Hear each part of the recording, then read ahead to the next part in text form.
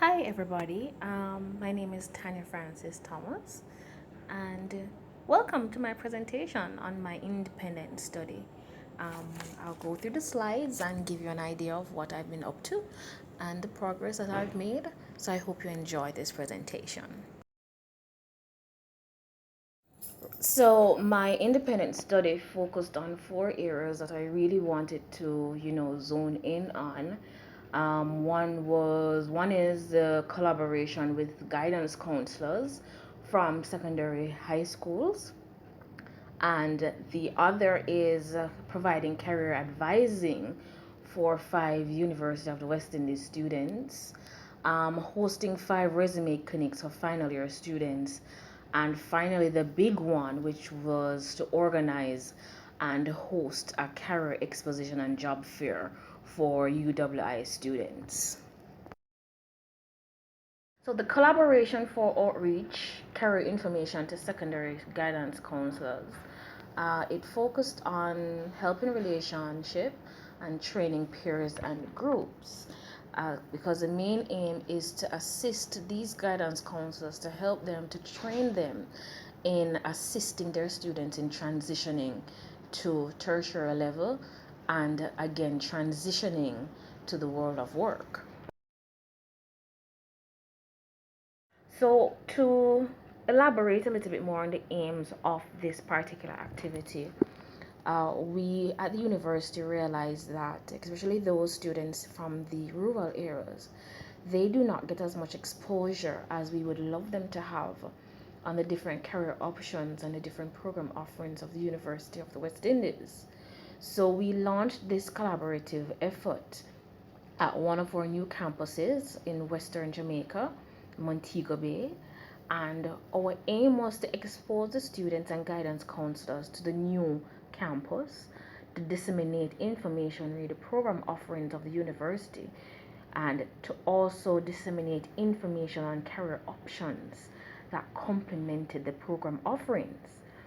One of the problems that we find is that students, especially those from the rural areas, they focus more on careers in medicine, law, and the teaching industry. Um, so they have no exposure on the emerging career options. They have no exposure to the dying careers in Jamaica and the Caribbean. So that was one of the main aim of us having this outreach, to properly inform them and help them in assisting their students in career options and in the transitioning process to the university. So we move right along to career advising of 5 UE students, which I ended up giving career advising to too many. um, we focused on helping skills and the employability skills of students for this one. And we realized that students here, especially those in final year, they are lost to the career options available to them, especially those in the humanities and education. Those who do history, English literature, they think the only job or career that they can get after they have completed the university is to teach. And we have to intervene to assist these students. The strategy used for the career advising was through the annual mock interviews, which were held on February 9th and 10th.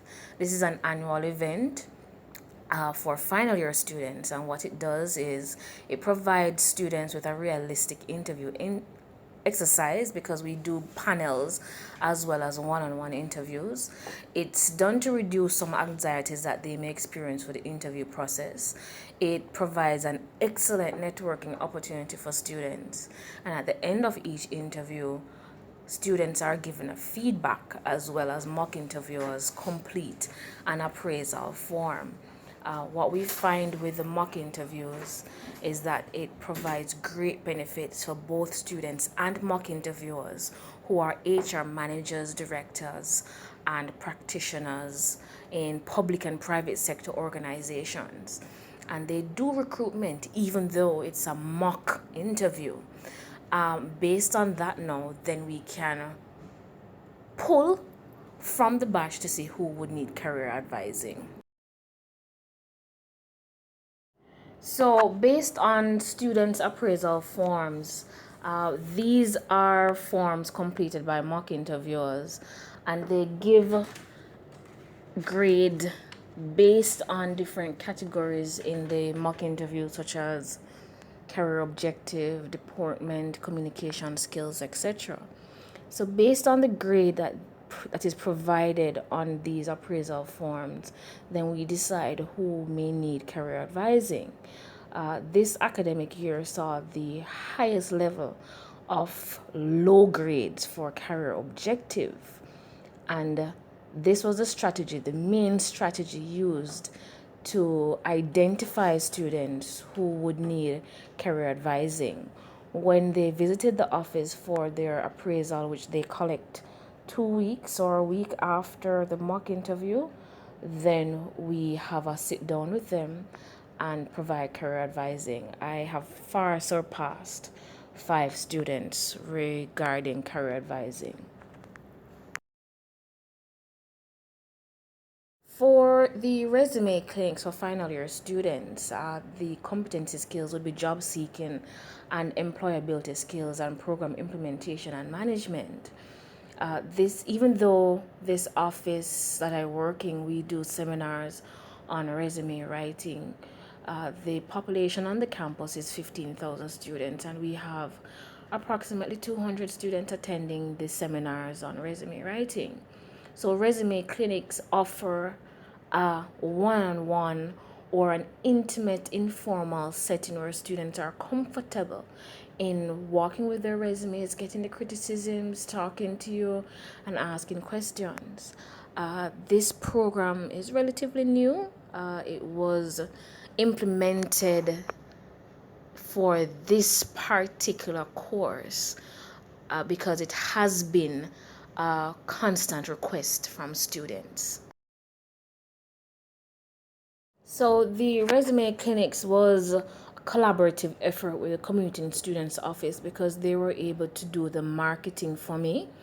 They have a great reach with commuting students, and they have the marketing, the finances for marketing. We assist the students with the resume and cover letter writing in preparation for the career exposition and job fair, which took place later down in February. This provided the groundwork for them to network with employers and, leave their resumes and talk to different companies about the different career options available. These sessions were very interactive. I realize that our students, they tend not to like the lecture style.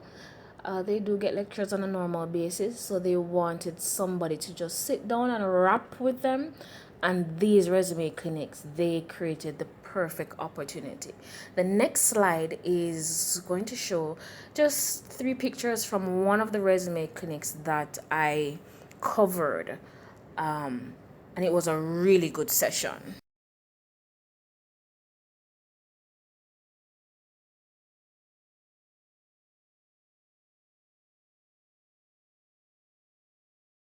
The Career Exposition and Job Fair for UWI students was hosted under the theme Talent Branding, Packaging Your Skills for the Global Market, with competency skills falling with career information and technology resources, as well as job seeking and employability skills, and program implementation and management.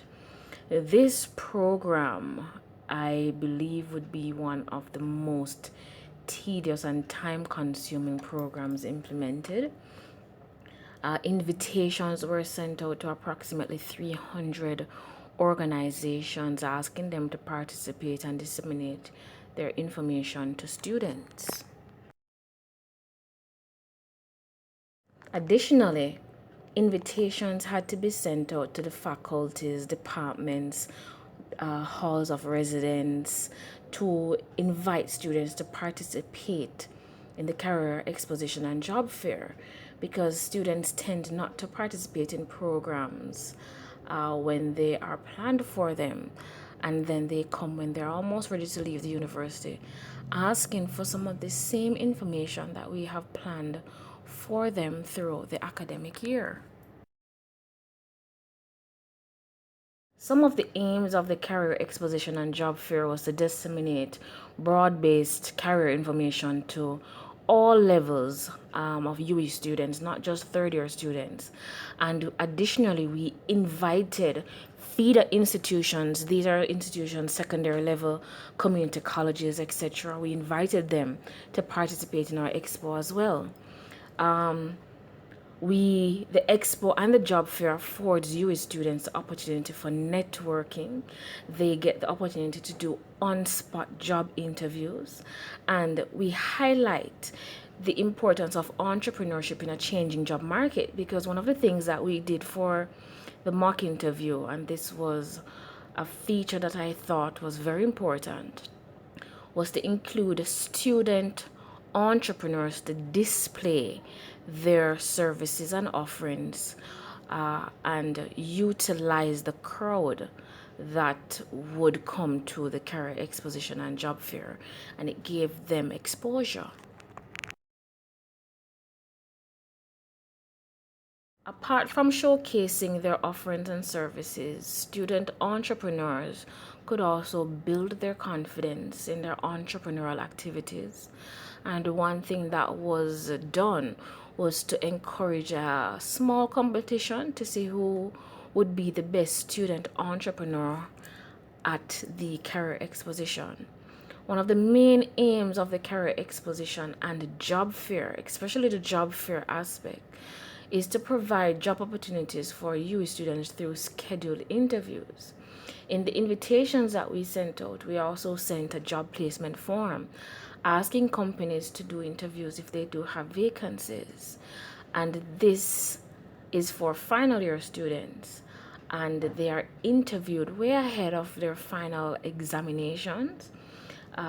This allows them, or allows companies to do shortlisting so that after examinations the additional interviews can be done.